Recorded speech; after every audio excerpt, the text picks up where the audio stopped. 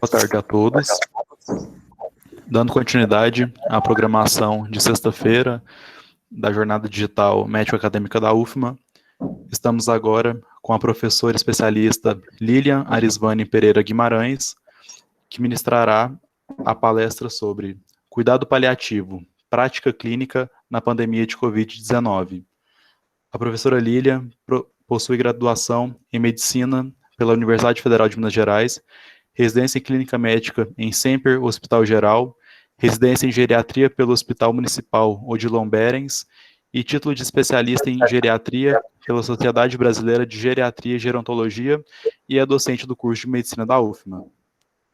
Antes de iniciar a aula, reiteramos alguns avisos.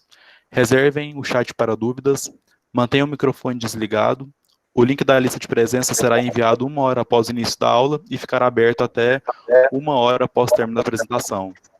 Por fim, tenham atenção em preencher seu CPF corretamente, pois será necessário para a emissão dos certificados. Passo agora a palavra à professora Lilian e desejamos a todos uma excelente aula. Olá, boa tarde, alunos da UFMA e demais ouvintes. Vou falar um pouco aqui sobre o cuidado paliativo, a prática clínica, que foi um tema sugerido pelos próprios alunos da UFMA e contextualizei nessa situação que estamos vivenciando, né, a pandemia do Covid-19.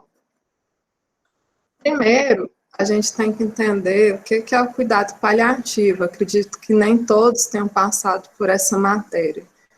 E, às vezes, vem-se aquele conceito do leigo, né? Quando a gente fala, eu tenho um problema e vou ter uma solução paliativa, muitas vezes se lembra de uma solução que não vai resolver totalmente aquele problema. Vai fazer só um jeitinho, né? Ali para continuar depois, se for possível, resolver.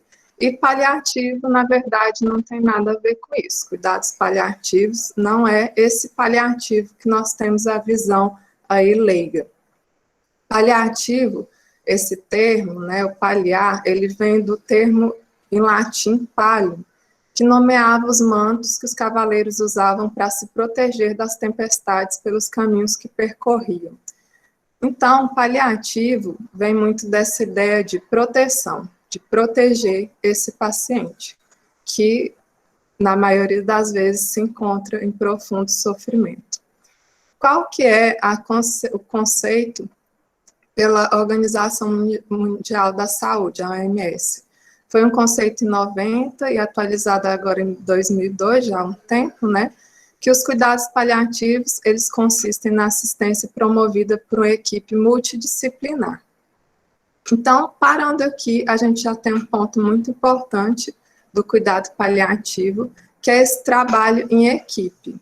Eu preciso de vários profissionais para fornecer um cuidado paliativo de qualidade. Preciso do enfermeiro, do fisioterapeuta, do fono, de preferência, né? A gente sabe que nem sempre essa é a realidade do nosso serviço de saúde, mas se possível, essa assistência da equipe multidisciplinar.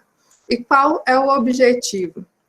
O objetivo é melhorar a qualidade de vida do paciente e seus familiares. Outro conceito importante, cuidado paliativo, ele não é só para o paciente, mas é para o familiar. E ele se inicia antes de uma comorbidade já estar tão avançada, e ele vai até os cuidados pós-óbito. Qual que são as doenças que eu posso incluir meu paciente em cuidado paliativo? qualquer doença que ameace a vida. Então, Covid-19, apesar de ser uma doença aguda, é uma doença que ameaça a vida. E como, né? Como nós temos visto isso? Então, é uma doença que eu posso ser elegível a cuidado paliativo. Como que eu vou fornecer essa qualidade de vida ao meu paciente? Por meio da prevenção, do alívio dos sintomas. Eu já sei que é uma doença que provavelmente vai evoluir com dispneia, então eu vou antecipar esses cuidados para evitar que esse paciente sofra de dispneia, por exemplo. Então, eu preciso de uma avaliação impecável de todos os sintomas, seja dor, seja dispneia, sejam sintomas físicos, sociais, psicológicos e espirituais. Aqui, outro conceito importante, que o cuidado paliativo, ele vai além dos sintomas físicos. Eu trato o paciente não só das suas dores orgânicas, mas também psicológicas, espirituais e até do seu contexto social. O cuidado paliativo, ele deve ser oferecido em conjunto com o tratamento padrão de qualquer doença que ameace a continuidade da vida. E, principalmente nesse contexto de pandemia, ele não deve ser visto como uma omissão ou exclusão. Então, eu não posso ter a visão que esse paciente que foi elegível para cuidado paliativo, ele não vai receber mais tratamento. Por exemplo, chegou um idoso muito frágil no PS e decidiu-se que não vão ser realizadas medidas invasivas. Eu vou deixar ele ali num canto para morrer? Não, de forma alguma, de jeito nenhum. Essa inclusão no cuidado paliativo, ela não pode ser significado de omissão ou de abandono terapêutico. Isso é muito importante ter essa visão, tanto os familiares quanto para os profissionais de saúde. Às vezes o familiar acredita que só o que vai aliviar o sofrimento daquele paciente seja uma medida invasiva. E se o profissional de saúde não oferecer outras formas de alívio, como, por exemplo, o cuidado paliativo, ele não vai saber, né? Ele vai achar que não estão levando o familiar, o pai, a mãe para a UTI, porque estão ou abandonando ou omitindo o socorro. E aí, é importante lembrar, né, e falar com essa família que o cuidado paliativo não significa omissão nem exclusão. Vamos tratar desse paciente da melhor forma possível, com proporcionalidade de tratamento. Aí é importante a gente saber alguns princípios para esse atendimento em cuidado paliativo. Eu preciso assegurar a proteção contra danos desses pacientes frágeis, que eles não sejam vítimas de sofrimento por sistemas de classificação de prioridades assistenciais. Por exemplo, eu não posso limitar o atendimento a um suporte invasivo pela idade do meu paciente. Outra coisa é a proporcionalidade. Eu vou fornecer os recursos, o cuidado paliativo de qualidade de acordo com a necessidade daquele paciente. É dever de todos nós, né, profissionais da saúde, médicos ou não, aliviar o sofrimento. Mais uma vez, esse conceito importante, tanto da pessoa quanto dos seus familiares. Reciprocidade, se eu vejo que aquele paciente é crítico e não vai ter possibilidade de indicação de terapia de suporte de vida, ele já está com sintomas mais avançados, então eu tenho que me concentrar com mais ênfase naquele paciente. Equidade, que é um conceito do SUS, a gente deve garantir que o cuidado paliativo de alta qualidade ele esteja disponível para todos os pacientes que possam dele necessitar, independente do prognóstico, da localização, seja ele lá em Manaus ou em São Paulo, ou no cenário que se encontrarem. Nós sabemos que isso é bem difícil, a nossa realidade de sistema de saúde, porém, é um princípio que devemos sempre ter em mente, né, dessa equidade. Confiança, para se fazer um cuidado paliativo de qualidade, profissionais eles devem se comunicar com honestidade, tanto com a família, quanto com o paciente, quanto a comunidade e entre si, sobre a evolução daquele quadro clínico, né, sobre a evolução em geral desse problema de saúde, para que, com essa confiança, a gente consiga conduzir esse paciente e sua família. Porque depois que se quebra esse vínculo de confiança médico, paciente, família, é muito difícil restaurar.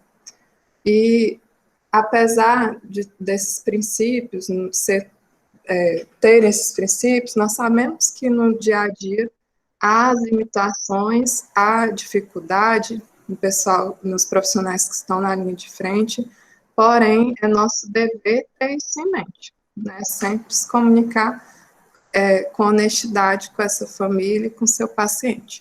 Muitas vezes não sobra tempo para comunicação, mas o que for possível fazer, nós devemos fazer.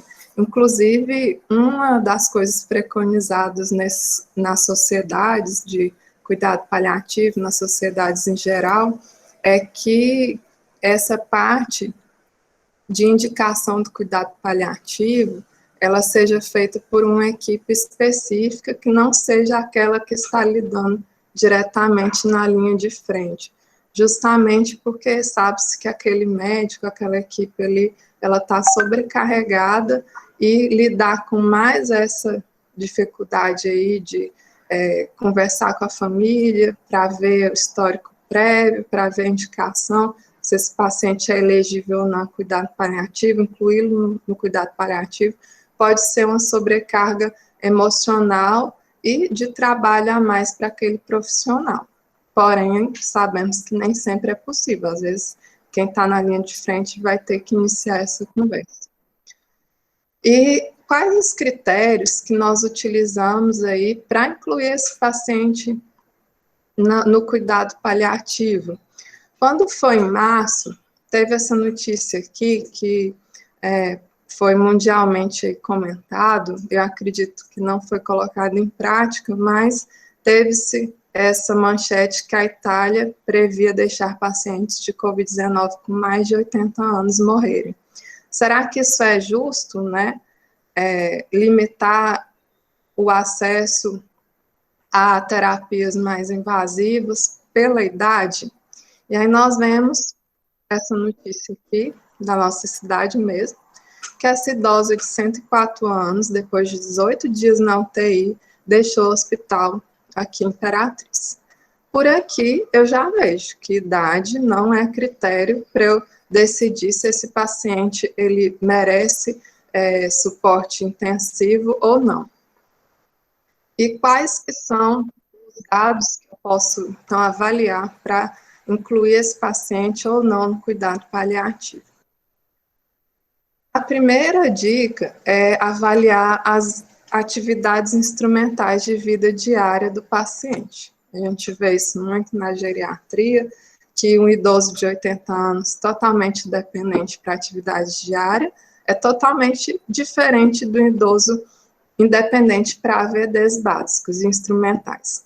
Quando eu falo que é independente, eu já tenho na minha ideia, já formo na minha cabeça a imagem daquele idoso robusto. Quando eu falo que ele é totalmente dependente, eu já tenho a visão do idoso frágil. Se esse idoso, e eu estou colocando muito idoso, mas às vezes pode ser um adulto jovem que sofre de uma comorbidade grave, já está acamado, né? Pode ser esse cenário também. Então, essa pessoa, ela é totalmente independente. Ela, tanto no dia a dia, quanto nas atividades instrumentais mais complexas. Então, provavelmente, vai ser elegível a um cuidado intensivo, com medidas invasivas, com UTI, ventilação mecânica, se for o caso. Falo provavelmente porque pode ser que, apesar de ser independente, ele, digamos que fez uma diretiva antecipada de vontade que se tivesse uma doença ameaçadora à vida grave, não queria ser submetido à ventilação mecânica, por exemplo. E aí entra na autonomia do paciente. Por isso, cada caso deve ser avaliado individualmente. Primeiro cenário, então, nós falamos, paciente independente, provavelmente candidato a suporte intensivo. Paciente totalmente dependente, ele já tem dificuldade para realizar todas as atividades diárias básicas, já não faz instrumentais, então esse provavelmente também, analisando cada caso, é um candidato a cuidado paliativo exclusivo. E ficamos aí com meio termo, esses que são parcialmente dependentes. Para esses pacientes, nós temos algumas ferramentas que podem auxiliar nessa tomada de decisão. Uma dessas é o PS, que é o Performance Status. Sabe-se que quando está abaixo de 50, a sobrevida em 6 meses desse paciente é muito baixa. Então, eu vou avaliar o quê? Como é que está aqui as atividades desse paciente, se ele fica totalmente no leito ou se ele é uma vida normal, né? E aqui, no Karnofsky, como é que está a evolução daquela doença? Tem uma queixa, ausência de evidência, se tem sinais menores, alguns sinais, é capaz de cuidar de si mesmo, mas incapaz de levar a sua vida normal a exercer trabalho ativo, que seria aquele dependente para atividades de vida diária instrumentais. E se esse paciente se encaixa aqui nos 50 para baixo, então eu já sei que é um paciente ali em fragilidade, que vai ter uma evolução pior, né, uma reserva funcional menor, e provavelmente um candidato a cuidado paliativo. Junto com isso, uma ferramenta que tem sido muito utilizada é o SPICT. Essa ferramenta, ela foi realizada em 2010, na Escócia, como auxílio para a identificação dos pacientes que podem precisar de cuidados paliativos. Aqui no Brasil, foi validado em 2016. E esse instrumento, ele vai ser baseado em indicadores clínicos de doença avançada, que facilmente um clínico ou o médico que está ali com esse paciente vai reconhecer. E a partir daí, ele vai orientar quais que são as próximas etapas a serem realizadas. Ele é uma página só que aqui eu dividi para ficar um pouco mais didático. Então, a primeira coisa, eu vou ver se tem 2 ou mais desses indicadores gerais de piora da saúde.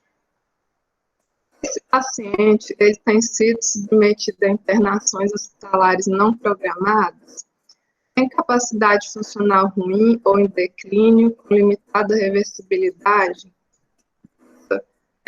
na cama ou cadeira, mais de 50% do dia, ele já é dependente de outros para cuidados pessoais devido a problemas físicos e saúde mental, ou é necessário maior suporte para cuidador, tem relato de perda de peso significativo nos últimos 3, 6 meses, ou em IMC baixo, sintomas tão persistentes, apesar do tratamento otimizado das condições de base.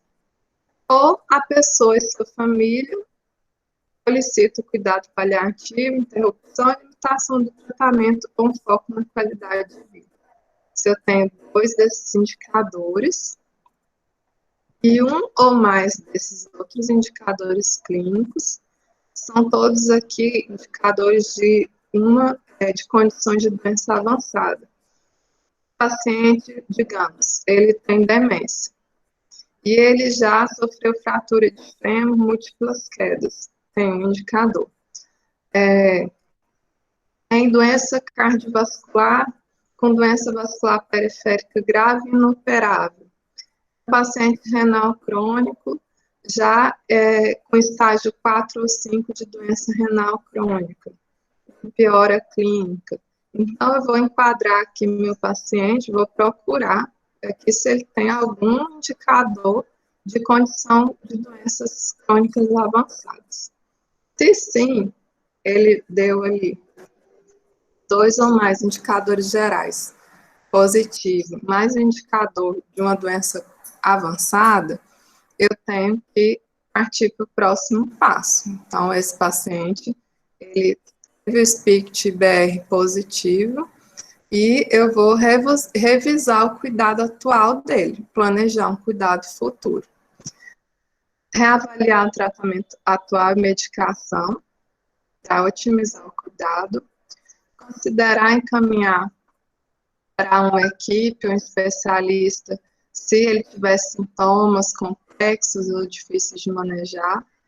E conversar com essa família, com esse paciente, sobre os objetivos do cuidado atual e futuro, planejando aí como serão os próximos passos, né? Se a pessoa tem risco de evoluir com a demência, com perda cognitiva, manejar o quanto antes, enquanto ele tem capacidade de tomada de decisão.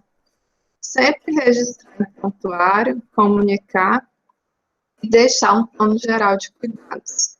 Digamos, então, por exemplo, aqui, né? É um paciente que vem já com demência, ele vai ter aqui um critério clínico de doença avançada, já com afasia, ele não tem interação social, e nos últimos meses já sofreu 2 internações por pneumonia aspirativa e é totalmente dependente para atividades básicas. Esse paciente se encaixa na condição de ser elegível para cuidados paliativos exclusivos. E o que eu preciso, eu identifiquei esse paciente, né? E o que é que eu vou precisar para fazer o cuidado paliativo? É primordial ter a boa comunicação. Vocês tiveram uma aula sobre comunicação, de más notícias, e acaba que isso auxilia muito para os cuidados paliativos. Ter uma boa comunicação transparente com a família e com o seu paciente. Controle primoroso dos sintomas, sejam eles sintomas psicológicos, sejam problemas sociais, com o objetivo aí de preservar a dignidade e manutenção de conforto desse paciente. Sempre lembrar que o cuidado paliativo se estende à família, então é preciso ter uma rede de apoio à família no processo de morte, posteriormente durante o luto. Aqui temos uma particularidade do cuidado do COVID, né? A dificuldade de comunicação, nós sabemos que os pacientes muitas vezes não podem ficar com um familiar durante a internação e às vezes o recurso são as videochamadas. É muito importante que esse local onde ele se encontra tenha um suporte ali de um assistente social, de uma equipe que ajude nessa comunicação, equipe de saúde, familiares. Não tem muito tempo, até nos jornais passava-se muito das famílias angustiadas na porta dos hospitais que não sabiam se o familiar faleceu, se ele foi para a UTI, o que aconteceu. Isso já de cara dificulta a instituição do cuidado paliativo. Outra coisa é esse apoio à família no processo de morte, do luto, que também devido ao Covid, né, não são autorizados velórios e às vezes aquele familiar não teve a oportunidade de se despedir do que veio a falecer. E sabemos que isso é muito doloroso para a família e sempre que possível é bom ter também essa parte da assistência social, uma equipe voltada para esse apoio no pós-óbito, né? E falando aqui dos controles de sintomas, nós falamos da comunicação, da apoio à família, entrando no controle dos sintomas, que eu acredito que seja o maior foco aí dos alunos quando pediram essa parte prática clínica. Quais são os sintomas mais comuns que eu vou ver nesse paciente de COVID-19? Dispneia, tosse, delírio. E se eu não consigo controlar esses sintomas, eu vou partir para a possibilidade da sedação paliativa. Falando primeiro da dispneia, que é essa sensação subjetiva aí da falta de ar. Primeiro, é importante ver ali os fatores que estão desencadeando a dispneia, se além do COVID, alguma outra condição de base, por exemplo, insuficiência cardíaca descompensada, um derrame pleural extenso, para poder tratar a causa de base. E outra coisa que devemos fazer é quantificar esse desconforto respiratório, e quantificando, quando eu entrar com as medidas de controle, eu vou saber dizer se esse paciente teve ou não melhora. Se é um paciente que está comunicando, eu vou pedir para ele dar uma nota de 0 a 10, onde 0 é quando ele está respirando normalmente, e 10 se ele estiver muito desconfortável. Eu acho esse modo mais fácil do que a escala verbal, de falar se tem um desconforto respiratório ausente, leve, moderado, muito forte ou muito intenso, porque com a nota fica mais fácil até na hora de avaliar a resposta terapêutica. Paciente não comunicante, que vai ser uma parcela importante desses pacientes em cuidado paliativo. Eu vou observar sinais indiretos ali. Frequência respiratória acima de 30, uso de músculos respiratórios acessórios, respiração paradoxal, gemência, confusão, torpor, face de pavor. Vou avaliar esses sinais. É importante também que, muitas vezes, esse paciente com COVID, ele mantém uma saturação bem baixa, sem uma dispneia proporcional àquela de saturação. Primeira coisa, vou oferecer oxigênio terapia a esse paciente. E aí, medidas não farmacológicas, por exemplo, posicionamento no leito, se possível, né, devido ao COVID, às vezes não é possível, mas digamos que ele esteja em casa, no ILPI, ou um ambiente arejado, e partir para aquela etiologia, descobrir o que está causando a dispneia, e de medicações, o que a gente tem mais evidência para tratar a dispneia são os opioides, entre eles o preferível, que tem evidência mais forte, é a morfina.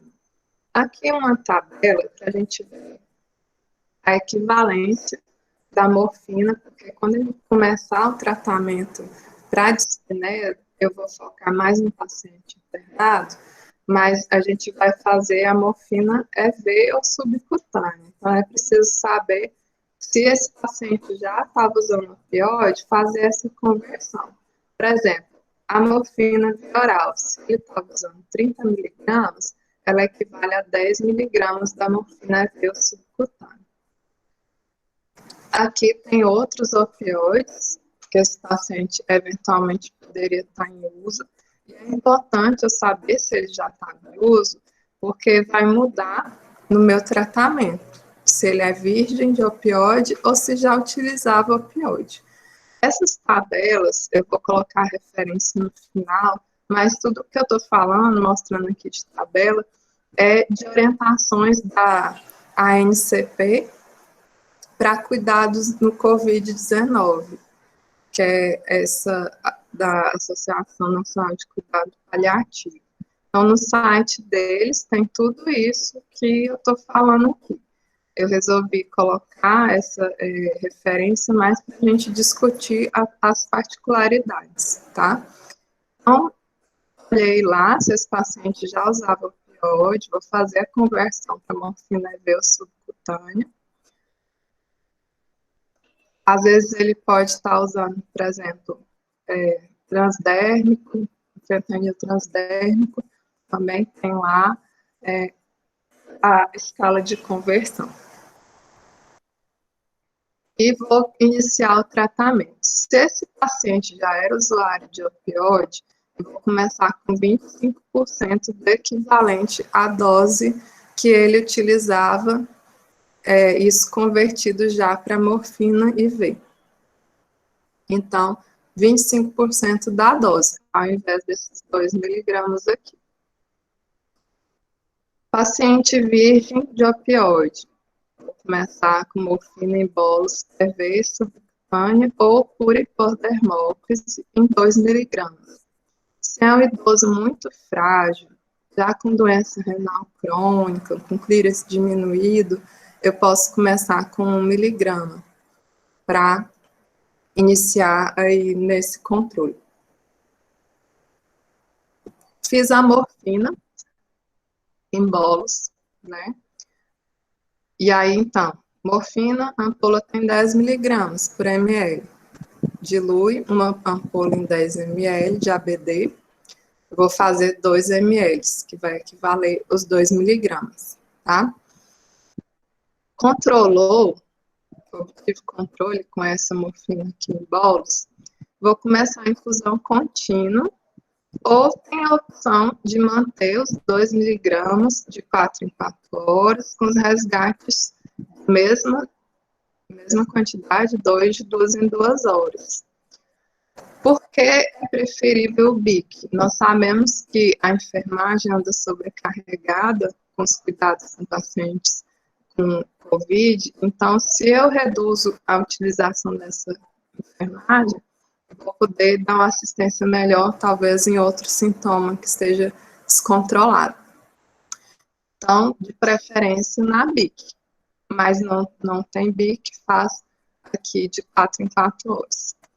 Vou calcular, né, morfina 10 miligramas, mais o soro de 100 em 24 horas, começar com 4 ml hora, resgate de 2 em 2 horas.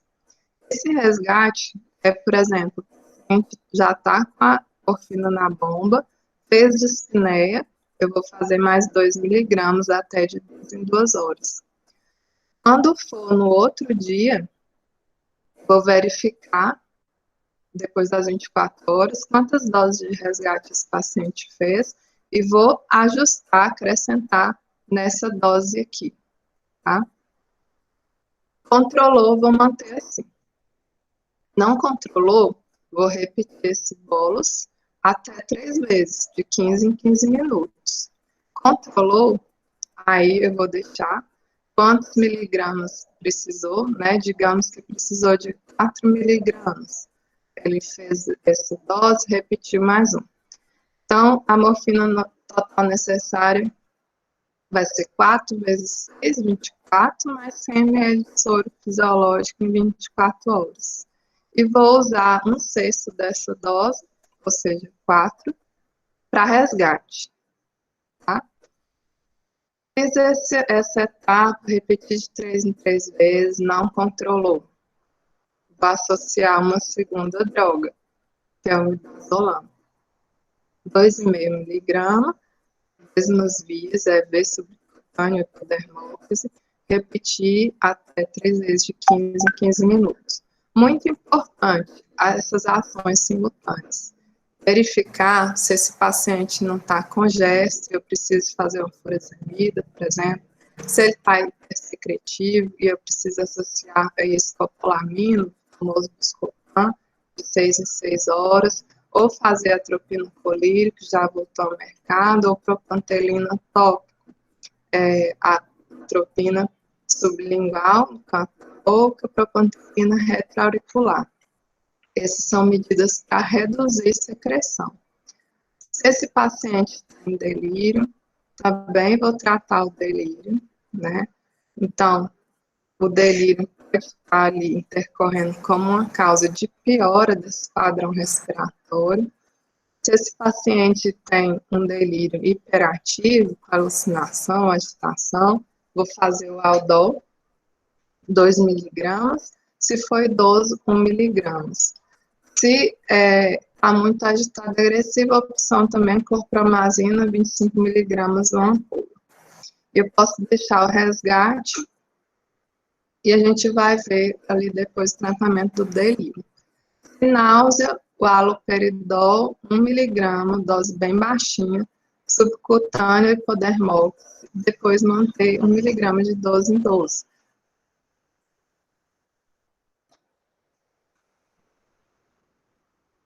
Aí, voltando lá, eu vi aqui se teria alguma ação simultânea a ser feita, fiz essas ações.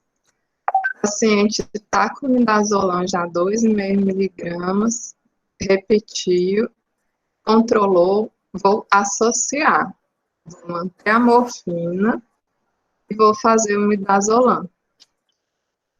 Na dose que obteve controle, vezes 4, e manter a dose de resgate 1/4 dessa dose total, que seria a dose que teve controle, né?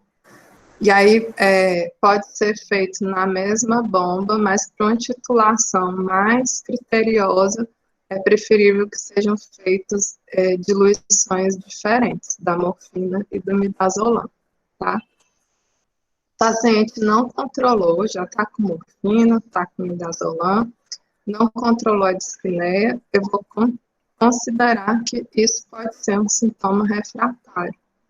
E aí, vou avaliar a necessidade de sedação paliativa, que será um dos sintomas que vamos estudar hoje. Ficar atento aos sinais de toxicidade da morfina, lembrando sempre de desmistificar a morfina. Às vezes o familiar ele tem aquele medo, né? Fala que a morfina vai ser usada para acelerar o processo de óbito, e sabe-se que em cuidado paliativo, né, nenhum dessas intervenções que a gente faz em paliativo são para acelerar o óbito, elas são para controle de sintomas. Eu não quero, com a administração de qualquer medicação, que esse paciente faleça logo. É muito importante que a família tenha essa visão, e até os médicos, alguns também têm essa falsa ideia do cuidado paliativo, mas não, a gente está aqui para aliviar sofrimento, não para acelerar o óbito. Vou observar se tem algum sinal de toxicidade da morfina, do opioide, dispneia, mioclonia, miose, sonolência excessiva ou coma. Se o paciente tiver algum desses sinais, eu vou reduzir em 20%. Prioridade, né? Controlar esse sintoma desconfortável.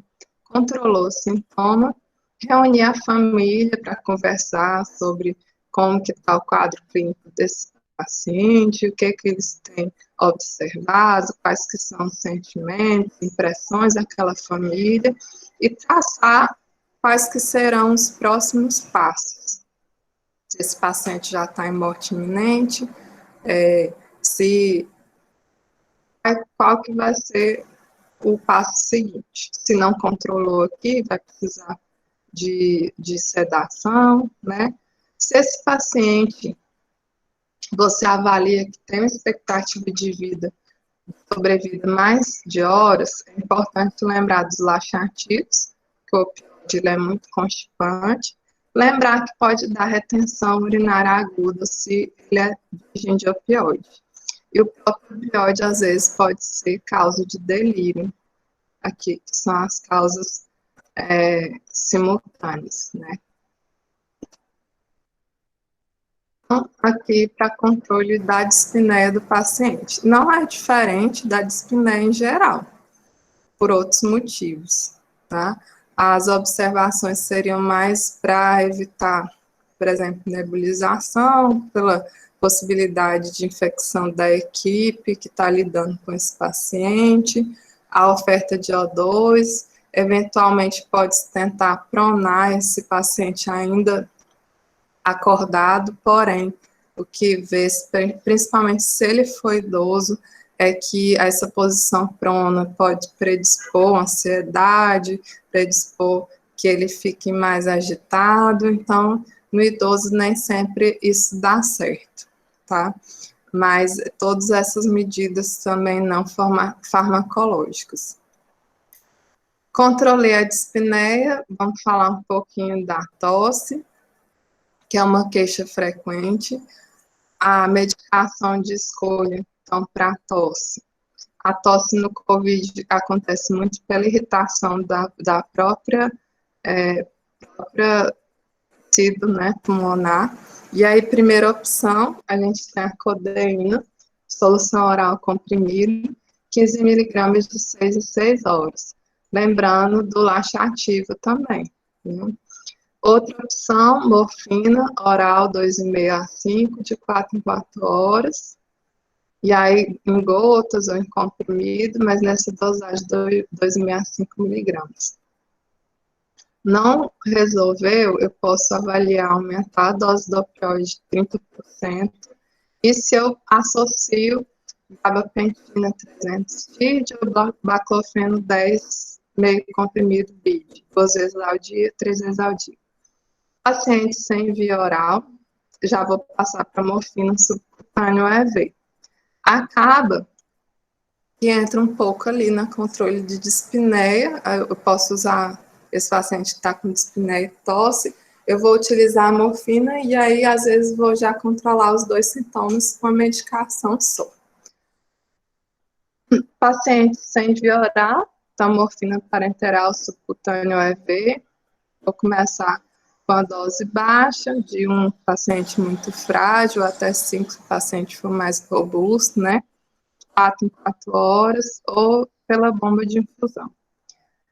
Sempre avaliar aquelas medidas de controle de secreção, copolamina, propantelina, atropina, e aí vou usar ou as antissecretivas ou fluidificar, se eu vejo que essa secreção está muito espessa. Aí os mucolíticos, preferência acetilcisteína, 400 a 1.200 mg dia. E aí, o que eu falei de diferente do COVID, né, essa parte de evitar nebulização e aspiração, a dispersão de aerossóis. Outra medida que pode ser utilizada são os xaropes de ação central, também pode se utilizar como uma opção aqui, ou aquelas pastilhas também de antitussígenos. E aí, principalmente aqui naquele paciente que tem via oral, no caso. Outro sintoma, agora passando para o delírio, lembrando que o delírio, muitas vezes, principalmente nesses pacientes idosos, pode abrir o quadro do COVID-19. Eu trabalho no hospital que não é referência para COVID, mas nós já tivemos casos na enfermaria de clínica do paciente idoso que chega no PS com delírio, às vezes confunde-se, ele não teve febre, não teve tosse, abriu com alteração do nível de consciência, pulso flutuante, de instalação aguda, então ele começou a ficar mais sonolento, agitado há alguns dias ou horas, com déficit de atenção, alteração da cognição, déficit de memória ou desorientação, então ele teve esse quadro aqui agudo, não teve febre, não teve tosse. Chegou no PS. Primeira hipótese que às vezes o médico que não está familiarizado com o paciente idoso em delírio pensa é AVC, faz a tomografia de crânio normal. Quando a gente vai investigar causas infecciosas, né, vai ver hemograma, vai ver os outros exames, vai auscultar, vai examinar, ver uma saturação baixa, e aí verifica que essa causa, na verdade, desse paciente que entrou lá com delírio, era COVID-19. Então, ficar muito atento, paciente idoso, lembrar que o delírio pode preceder outros sinais clássicos, né? Falamos aqui o que é o delírio e qual é a fisiopatologia. É uma fisiopatologia ainda incerta, complexa, envolve ali disfunção de múltiplas áreas cerebrais e alterando a parte funcional de metabolismo cerebral da parte dos neurotransmissores também. Etiologia multifatorial. Na maioria das vezes, esse delírio ele é multifatorial. E quais que são os fatores que precipitam aí esses delírios, né? Esse delírio. Então, esse paciente, ao mesmo tempo que ele teve COVID, ele pode estar desidratado, ele pode ter sofrido por excesso de medicação, está com hipoglicemia, foi contido no leito, está usando sonda, foi submetido ali a um procedimento, fizeram uma medicação que não era muito adequada, digamos, pela própria desnutrição, desidratação, distúrbio eletrolítico, a própria mudança de ambiente, então, de sair do domicílio para internar no hospital, é um fator que precipita o delírio. História de abuso de substâncias e privação de sono prolongado.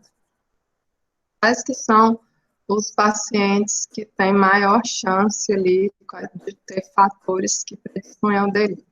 Paciente que já tinha um déficit cognitivo pré-existente, por exemplo, já era um paciente com demência, já teve delírio outras vezes, tem várias comorbidades, idoso, sexo masculino, doenças crônicas, está com desidratação, desnutrição, depressão ou déficit sensorial. Então, são todos fatores predisponentes desse delírio. Como é que eu vou diagnosticar o delírio? Então, a gente tem o CAM, que é esse método de avaliação de confusão mental, e eu preciso da presença dos critérios 1 e 2, mais o 3 ou 4. Então, a primeira coisa tem que ter início agudo. O paciente ele vai começar os sintomas de horas a dias. Distúrbio de atenção, você vai conversar com o paciente, ele se distrai, não sabe de falar o que é perguntado, não presta atenção naquilo, né? Se tem esse distúrbio, tende a surgir ou desaparecer, aumentar ou diminuir de gravidade, pensamento desorganizado, paciente que não fala coisa com coisa, muda de assunto, alteração do nível de consciência, e aí ele pode estar até num nível de coma, né? Isso eu consigo diagnosticar por essa ferramenta dele. E as medicações de escolha, a primeira opção, a medicação de escolha é o haloperidol. Os benzodiazepínicos, que são muito utilizados aí, às vezes, na prática, a gente utiliza só se é por abstinência alcoólica, tá? Fenergan não se utiliza. Primeira opção, antipsicótico, haloperidol. Dose inicial, 1 miligrama a 2 miligramas, dependendo da fragilidade desse paciente. Eu posso repetir até de 4 em 4 horas, na dose máxima de 24 miligramas. Lembrar do prolongamento QT, então, se esse paciente eventualmente estava usando alguma outra medicação que prolonga o QT, esse cuidado, tá? Clorpromazina também é uma opção disponível no hospital, geralmente no hospital, qualquer hospital, a gente vai ter haloperidol fácil, clorpromazina também. Clorpromazina 12,5 a 50, cada 4 horas também, dose máxima de 2 gramas, e pode dar sedação, sintomas anticolinérgicos. Esses outros são antipsicóticos de segunda geração já, porém não se tem evidência que eles sejam melhores do que o haloperidol. Eles causam menos efeito colateral, principalmente nesse paciente idoso. Mas a primeira opção de escolha, o haloperidol. VO subcutâneo e V com precaução, tá? Eu vou dar preferência para a dose de VO ou subcutâneo, certo? Por causa desse prolongamento aqui. Então, vou evitar usar o haloperidol IV, certo?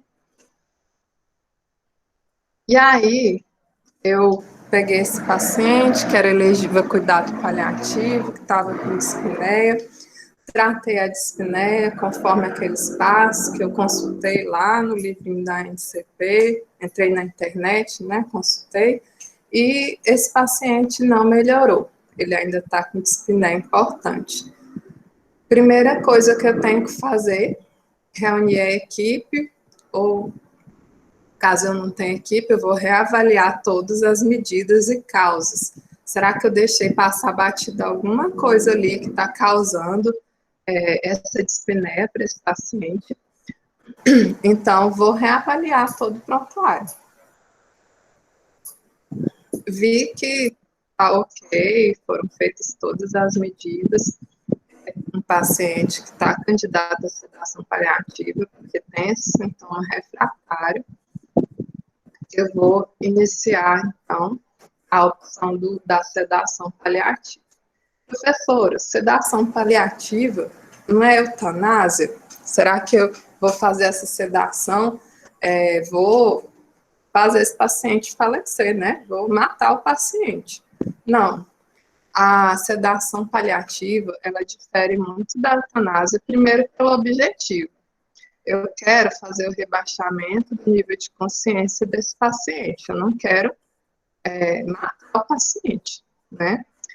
Mediante o uso de medicamentos sedativos com dose titulada e proporcional para obter o conforto. Aqui está o meu objetivo, obter conforto. Na eutanásia, eu vou fazer uma medicação em alta dose para obter o óbito desse paciente. Aqui a gente usa medicamentos sedativos com dose titulada, proporcional. Então, não é sedação paliativa, não é eutanásia, certo? É bom ter muito isso claro em mente. E quando eu vou usar para tratar sintomas refratários que estão trazendo sofrimento intolerável para aquele paciente? Vou utilizar nos pacientes que têm objetivo de cuidado definido com prioridade em conforto e se encontram claramente com prognóstico estimado de sobrevida de 1 até 2 semanas. Então, o paciente aí que tem menos de 2 semanas de sobrevida, e eu vou conversar sobre a sedação paliativa. Primeira coisa, essa parte da comunicação e documentação tem que ser muito bem fundamentada na sedação. Eu vou acolher, ouvir o paciente e os seus familiares, pedir a permissão, né, para comunicar com o familiar, com o paciente, comunicar de forma clara, sendo empático. Empatia é fundamental no cuidado paliativo, porque nós estamos tratando com famílias em alto sofrimento. Eu tenho que ser empático, tá? Atento para as reações que a família pode ter, ou o próprio paciente pode ficar consternado, pode começar a chorar, pode ficar em silêncio, pode querer bater. Então, eu tenho que estar atento e acolher. Vou resumir as principais informações. Reforçar, não abandono. Muito importante. Nós nunca vamos abandonar esse paciente em cuidado paliativo, nem quando ele está sob sedação. E aí, eu tenho que me certificar que o paciente ou seu familiar, falo paciente se ele tiver decisão de escolha, né, se ele tiver com a cognição preservada, sobre a irreversibilidade da condição clínica em que ele se encontra, que o processo de sedação é utilizado como recurso nos casos de refratariedade a outras medidas, critérios, objetivos e métodos de sedação, então, ver se é uma sedação profunda, uma sedação mais leve, como é que vão ser os cuidados. E esses cuidados estão seguindo as melhores práticas vigentes, né, protocolos aí de sedação. A família e o paciente pode suspender a sedação, caso deseje. Quais são os riscos, efeitos, outras opções de conduta, potenciais benefícios e malefícios, restrição de acompanhante e visita conforme CCH, cuidados com o corpo, prática ao pós-óbito. E aí, conversei com a família, eu vou documentar tudo que foi escrito. Quem que participou daquele processo de decisão, vou deixar no prontuário por escrito. Se caso ele já tenha um plano avançado de cuidados, diretivos antecipados, é bom sempre anexar ao prontuário, descrever a sedação alinhada, né? Quais as condições, critérios que vão ser escolhidos ali para a sedação, se ela vai ser intermitente, contínua, superficial, profunda, e reavaliações e mudanças de conduta, sempre tem que estar documentados. A medicação de escolha é o midazolam, podem ser utilizados benzodiazepínicos, fenobarbital, propofol, mas a medicação de primeira escolha é o midazolam, em bolos, 3 miligramas, e aí eu vou repetindo o bolo se os sinais de desconforto persistir. Muito importante lembrar de manter a morfina em BIC. Se esse paciente já estava usando opioide, eu vou manter. Essa medicação vai ser feita EV, né, ou por hipodermox. A infusão, vou começar a infusão contínua também, com meio a 1 miligrama a hora. Vou titulando a necessidade, de 1 até 5 miligramas a hora. Associar os resgates, que vai de 1 a 3 miligramas aqui, e se for preciso, aumentar a velocidade de infusão. Esse paciente, ele precisa ser reavaliado a cada 1 a 2 horas, no máximo, tá? Para eu saber, titulando essa dose até o conforto do paciente. Se mesmo assim está fazendo a medicação contínua, os bolos, mais de 5 miligramas a hora de midazolam e está desconfortável, aí eu vou manter a prescrição. Se ele está desconfortável, eu vou chamar uma equipe de cuidado paliativo, eu vou discutir o caso com alguém mais experiente de cuidado paliativo. Se não, aí eu vou continuar aqui na infusão contínua com bolos, certo? Fiz o alívio dos sintomas. Como que eu posso identificar que esse paciente está em morte iminente? De preferência, esse diagnóstico da morte iminente, ele deve ser feito por pelo menos 2 médicos.